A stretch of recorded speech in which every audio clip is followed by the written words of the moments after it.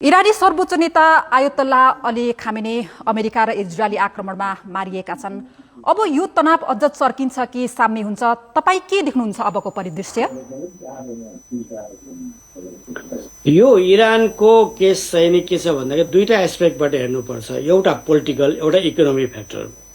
यो oil economy base political crisis हो पहिलो नम्बर। यो आयलको इकोनोमी $6.3 ट्रिलियन पर एनुम 26 को डाटा अनुसार छ। त्यो भित्र 5वटा देश कम्पोनेन्ट छन्, त्यसमध्येमा इरान एउटा हो। र अहिले आयल मार्केटको जुन ठुलो एउटा बजार छ, त्यो बजारको एउटा मेजर प्लेयर जसले चाहिँ नि डिस्काउन्टेड प्राइसमा चाहिँ नि तेल बेचिरहेछ चीनलाई, अनि भारतलाई पनि बेचेको छ, अरू मलेसिया नि बेचेको छ। त्यो चिजलाई कन्ट्रोल मेकानिजममा ल्याएर पेट्रो डलरलाई इस्टाब्लिस गर्न खोजिएको चाहिँ नि इकोनोमिक फ्याक्टर चाहिँ त्यहाँनिर हो। त्यसलाई चाहिँ नि पोलिटिकल कलरबाट चाहिँ नि यसलाई अगाडि बढाइएको छ। अब यो हुन त सुरुबाट पहिलेबाटै सुरु भएको हो। अब आयल इकोनोमीमा भेनेजुएलालाई उनीहरूले आफ्नो कन्ट्रोलमा मेकानिजममा ल्याइसके। अब रह्यो इरान। त्यसले गर्दाखेरि यो के देखिन्छ भन्दाखेरि पेट्रो डलरको 20% जुन चाहिँ नि अहिले डिट्रोइट भएको थियो मार्केटमा, त्यो मार्केटमा भएको डिट्रोइटलाई उनीहरूले ब्याकअप गर्ने, अगाडि लिएर आउने। अर्को कुरा के छ भने चीनको इकोनोमीमा पनि इम्प्याक्ट पर्ने कुरा हो यो। चीनले अहिलेसम्म 20 देखि 30% सम्म डिस्काउन्टेड प्राइसमा इरान र भेनेजुएलाबाट तेल किन्थ्यो। भेनेजुएला त लगभग बन्द भयो। अनि अब इरान छ, इरानबाट त्यो महँगो तेल किन्न, सस्तो तेल किन्न छोडेर मार्केटमा भएको ब्रन्ट अहिले जो मार्केट रेटमा किन्न पर्यो भने 5%, 10%, 20% इन्क्रिजमेन्ट हुने बित्तिकै चाइनिज इकोनोमीमा धेरै ठुलो इम्प्याक्ट पर्छ। यो अहिले चाहिँ ट्यारिफ वार जस्तो सिचुएसन चाहिँ नि आयलको सिचुएसनमा गर्न खोजिएको देखिन्छ एकातिर इकोनोमिक फ्याक्टरमा। अब पोलिटिकल त डोमिनेसनको कुरा आउँछ। रिजनल डोमिनेटिङ क्यारेक्टर भएको इरान हो। त्यसमध्येमा इरानले कहिले पनि अमेरिकन फेभर गरेन। त्यसले गर्दाखेरि पनि उनीहरूले पोलिटिकल्ली पनि यसलाई हेरेको छ। अब मध्यपूर्वमा जुन ढङ्गको अहिले परिदृश्य देखिएको छ, जसरी तनाव उत्पन्न भइरहेको छ, यो परिस्थितिमा संयुक्त राष्ट्र सङ्घको भूमिका के हुन सक्छ? अब यो संयुक्त राष्ट्र सङ्घको भूमिका त गौण देखिया छ। चाहे भेनेजुएलाको केसमा होस्, अरू राष्ट्रको केसमा होस्, अथवा रसियाको केसमा होस्, धेरै नै एकदमै उनीहरूको प्रभावै नपरेको जस्तो देखिया छ। सेक्युरिटी काउन्सिलले मिटिङ त बोलाएको छ, तर त्यसबाट आउटकम चाहिँ नि केही आउने देखिँदैन। अब एउटा सैद्धान्तिक रूपमा मात्रै बाँकी रह्यो नि युनाइटेड नेसन्स चाहिँ। बाँकी व्यावहारिक रूपमा हेर्ने हो भने अब इकोनोमिक फ्याक्टरमै बढी कन्सन्ट्रेट भइसक्यो ट्रम्पको एडमिनिस्ट्रेसन। त्यसले गर्दा के देखिन्छ भन्दाखेरि अर्थको कारणले नै सबै चिजहरू पोलिटिकल मोमेन्टम पनि भइरहेको देखिन्छ। जस्तो तेलको विषयमा भेनेजुएलाको के भन्छ तेलको विषयमा लिएर हेर्ने भने अथवा इरानको तेलको विषयमा हेर्ने भने अब एउटा इरानलाई ब्याकअप गर्ने जुन चाहिँ नि सम्भावना भएको रसिया र चाइना छ, त्यो रसिया आउने सम्भावना किन कम छ भन्दाखेरि तेलको। डाक्टर कोइराला, मैले तपाईलाई यहीँनिर रोके। अब डाक्टर कोइराला, एक धार्मिक कट्टर सर्वोच्च नेता मारिएसँगै अब इरानमा कस्तो सरकार बन्ला विश्वभरि नै आम चासो छ। तपाईँ के देख्नुहुन्छ? इरानमा अब प्रजातान्त्रिक सरकार बन्नेतर्फ इरान अब अग्रसर होला कि के देख्नुहुन्छ? जस्तो कि अब अमेरिकी राष्ट्रपति डोनाल्ड ट्रम्पले पनि जनतालाई नै अब सत्ता सम्हाल्न आग्रह गरिरहनु भएको छ। अब यो अवस्थामा इरानको अबको परिदृश्य, राजनैतिक परिदृश्य कस्तो देख्नुहुन्छ तपाईँ? त्यहाँ के छ भन्दाखेरि अब धार्मिक दुईटा छ भनौँ। धार्मिक नेतृत्व भयो, सुप्रिम लिडर भयो, अर्को चाहिँ नि रिभोल्युसनरी आर्मी ग्रुप भयो। यो दुईटा रिभोल्युसनरी आर्मीले चाहिँ नि इकोनोमी पनि कन्ट्रोल गरेको छ, साथसाथै प्यारलली उसले स्टेट पनि कन्ट्रोल गरेको छ।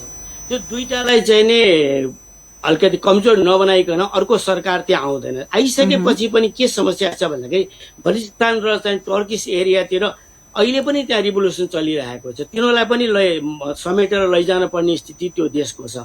अथवा उनीहरूले पनि सेपरेटिस्टको रूपमा चाहिँ नि आन्दोलन चलाइरहेकै छन्। त्यसले गर्दा त्यो सबै कम्बिनेसन मिलाएर अगाडि बढाउन चाहिँ एउटा साँच्चै नै अप्ठ्यारो सिचुएसन चाहिँ इरानमा देखिएको छ।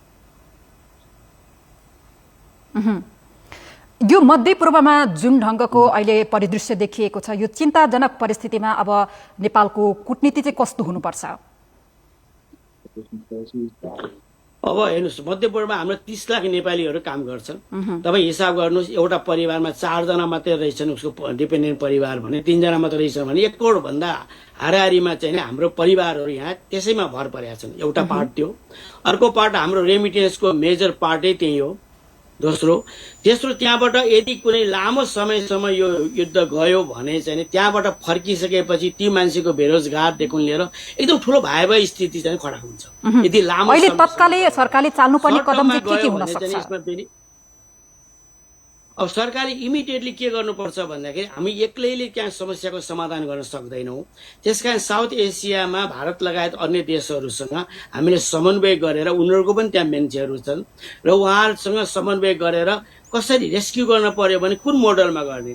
म एउटा उदाहरण तपाईँलाई दिन्छु। कतारमा म हुँदाखेरि ब्लकेट भइसकेपछि त्यहाँ धेरै ठुलो समस्या पर्यो अनि हामीले भारतको बङ्गलादेश श्रीलङ्कासँग कुरा गर्यौं। कुरा गरिसकेपछि जहाजमा ल्याउने सम्भावना हुँदैन, लाखौं मान्छे हुन्छन्, हजारौं मान्छे हुन्छन् अनि हामीले चाहिँ सिपबाट ल्याउने चाहिँ व्यवस्थाको लागि पनि हामीले वर्कआउट गरेका थियौं। अब अहिले सरकारले के गर्नुपर्छ भने त्यस्तो अल्टरनेट सोर्सहरू, अल्टरनेट देशहरूसँग हाम्रो डिप्लोमेटिक इफोर्ट्सबाट चाहिँ समन्वय गरेर यदि कथाचित त्यस्तो घटना घट्यो भने चाहिँ हामीले उद्धार गर्ने बाटोहरू चाहिँ खोजेर राखिराख्नुपर्छ र त्यसको वर्कआउट पनि गर्नुपर्छ। मध्यपूर्वमा जुन ढंगको तनाव उत्पन्न भएको छ, अब यसको शान्तिपूर्ण समाधान के हुन सक्छ?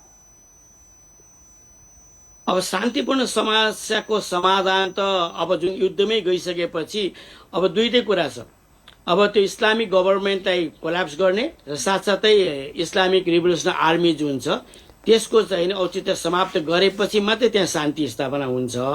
अदरवाइज चाहिँ त्यति सजिलोसँग त्यहाँ शान्ति स्थापना हुने चाहिँ निश्चित देखिँदैन। यो रिभोल्युसनरी आर्मीको फोर्स चाहिँ ठुलो छ त्यहाँ, इकोनोमिकल्ली पनि र इक्विपमेन्टको हिसाबले पनि रेगुलर आर्मी भन्दा सबैभन्दा बढी हात हतियार चाहिँ उनीहरूसँगै छ। त्यसले गर्दा त्यो चिजलाई निष्क्रिय नबनाइन्जेलसम्म त्यहाँ शान्ति चाहिँ तुरुन्तै हुँदैन। त्यस्तो स्थिति देखिएको छ अहिले। फेरि पनि इरानको अब अलिकति त्यहाँको राजनीतिक परिदृश्य अब कस्तो हुन्छ भन्ने विषयमा थोरै अलिकति चर्चा गरौँ। त्यहाँनिर पूर्व युवराज रेजा पहलवी अब सत्तामा आउने त्यो एउटा अनुमान कतिको गर्न सकिन्छ? अब त्यो भन्न सकिँदैन, किनभने मैले अघि नै बताएँ बलिस्तानको पनि एउटा विद्रोह त्यहाँ भइरहेकै छ। त्यहाँ झन्डै 4 मिलियन कति बलिस्तानहरू छन्, तुर्किसहरू नर्थतिर छन्।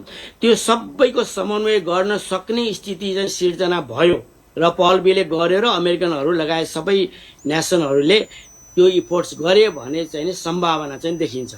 किन एउटा क्यारेक्टर यस्तो चाहिन्छ त्यहाँ, नेतृत्व क्यारेक्टर कि जसले त्यो तीनटै कुराहरूलाई समन्वय गरेर लैजान सकोस्। अब अर्को एउटा समस्या के छ भने अहिले खोमेनी बित्ने बित्तिकै, खोमेनी भनेको हिजो रिभोल्युसनरी गरेर आएको व्यक्तित्व हो जसको एउटा आफ्नै प्रभाव थियो, तर उसले नियुक्ति गर्ने उसको ठाउँमा अर्को चाहिँ नि रिभोल्युसनरी आर्मीले अथवा सेक्युरिटी काउन्सिलले नियुक्ति गर्ने व्यक्तिप्रति त्यति वफादारहरू हुँदैनन्।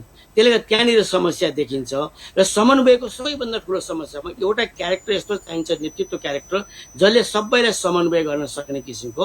त्यहाँ दुईटा अहिले भइरहेको रिजिमको बारे मात्रै होइन कि रिजिमभन्दा बाहिर रिभोल्युसनरी फोर्सहरू छन् जसले सेपरेटिस्ट फोर्स भनौँ बलिस्तान र उनीहरूको, तिनीहरूलाई समेत समन्वय गरेर लैजान सक्ने शक्ति अथवा चाहिँ व्यक्तित्व आयो भने चाहिँ सम्भावना चाहिँ छ। लामो समयदेखि इरानमा त्यहाँका नागरिकहरू, त्यहाँका जनताहरू नेतृत्व विरुद्ध रुष्ट थिए र तिनीहरू प्रदर्शनमा उत्रिरहेका थिए। त्यहाँ कैयौं मानिसहरूको मृत्यु पनि भइसकेको छ आन्दोलनका क्रममा। अब खामेनीको मृत्युसँगै यो के छ, आन्दोलन पनि साम्य हुन सक्छ त्यहाँनिर? आन्दोलन खोमेनीको निधनबाट मात्रै समस्याको समाधान हुँदैन। आइआरजिसीको चाहिँ नि त्यो कमजोरी उसलाई कोल्याप्स पनि गर्नुपर्ने स्थिति आउँछ, त्यसपछि मात्रै अनि समस्याको समाधान हुन्छ। त्यो रिभोल्युसनरी फोर्स भइन्जेलसम्ममा चाहिँ नि त्यहाँ समस्याको समाधान निक्लिँदैन। अहिले खोमेनीको कारणले मात्रै निक्लिँदैन। खोमेनी पछि अर्कोलाई सुप्रिम लिडरको नियुक्ति गरिन्छ, अर्को नियुक्ति हुने बित्तिकै अनि त्यसलाई आफूले टेक ओभर गर्छ त्यो आइआरजिसीले, त्यसपछि फेरि अगर त्यो उनीहरूको चलिरहन्छ मोमेन्टम। त्यसकारण सबभन्दा पहिला चाहिँ नि आइआरजिसीको चाहिँ नि त्यहाँ चाहिँ कोल्याप्स हुनुपर्छ अथवा त्यो निष्क्रिय भएर जानुपर्छ, त्यसपछि मात्रै त्यहाँ समस्याको समाधान देखिन्छ। अनि बल्ल पिपुल्सको जुन रिभोल्युसन छ त्यसले चाहिँ काम गर्छ। जसरी अब खामेनीले आफू जीवित रहँदाखेरि नै उत्तराधिकारी पनि पक्कै पनि तोकिसक्नु भएको थियो नै होला। अन्तर्राष्ट्रिय सञ्चार माध्यममा नै त्यही ढङ्गको चर्चाहरू हुने गर्दथ्यो। अब खामेनीका जो उत्तराधिकारी छन् उनीहरूले अब अमेरिका इजरायल विरुद्ध पुनः त्यो बदला लिन सक्ने, बदलाको भाव देखाउलान् नभन्न त सकिँदैन, त्यो बदला लिने सम्भावना चाहिँ तपाईँ कतिको देख्नुहुन्छ? होइन, बदला लिनलाई त शक्ति हुनु पर्यो नि। फेरि एउटा के छ भने इरानको ब्याकमा छैन, होइन, ब्याकमा कोही फोर्सै आएन, उनीहरूको लोकल फोर्स जति छ त्यति नै फोर्स भयो। ब्याकमा अरू फोर्सहरू आइदिएको भए चाहिँ नि यसले लामो समयसम्म टिक्न पनि सक्थ्यो र साथसाथै यो युद्ध पनि लामो समयसम्म जान सक्थ्यो। तर यहाँ चाहिँ नि युक्रेन जस्तो भएन, युक्रेनको ब्याकअप भयो तर यसको ब्याकअप कहीँ पनि देखिएन अहिलेसम्मलाई, होइन। त्यहाँ रसियाले पनि ब्याकअप किन गर्दैन भने उसको मोनोपोली इकोनोमी बेनिफिट देखिन्छ उतापट्टि आएको इकोनोमीमा। त्यसले गर्दाखेरि रसिया पनि आउने सम्भावना छैन, चीन त आउँदैन धेरै यस्तो कार्य उसमा चाहिँ नि। त्यसले गर्दाखेरि धेरै लामो त जाँदैन, सर्ट टर्ममै जान्छ।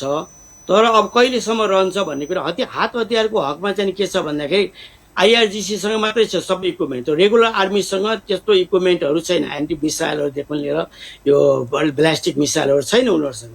त्यसले गर्दाखेरि त्यो संस्थालाई कमजोर गराएपछि अनि बल्ल त्यहाँ चाहिँ जनताले जुन आवाज उठाइरहेका छन् प्रजातन्त्रको, लोकतन्त्रको, त्यो सम्भावना चाहिँ देखिन्छ।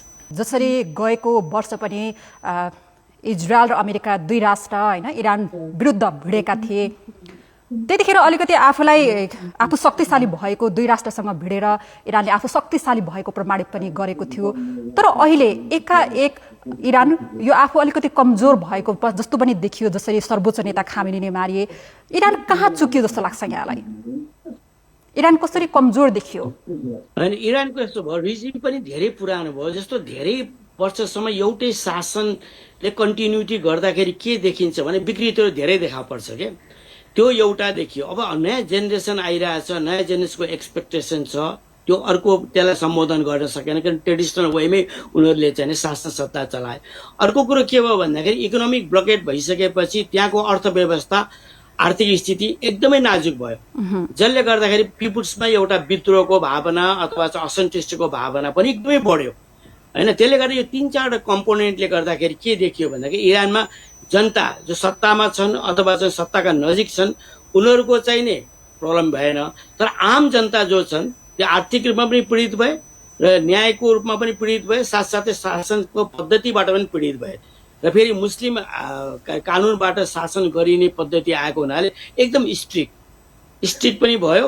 एकातिर मोडर्न वर्ल्डमा संसार गइरहेको छ, उतातिर हामी रिजिड 18औं शताब्दीमा गइरहेका छौँ भन्दा त्यहाँनिर एउटा द्वन्द्वको चाहिँ स्थिति सिर्जना भएर यो रिभोल्युसनदेखि लिएर एन्टी भनौँ न गभर्मेन्टको विरुद्धमा चाहिँ नि जनताहरू पहिला उठ्या पनि हजारौँ मान्छेहरूको त्यहाँ चाहिँ नि के भन्छ मृत्यु पनि भयो।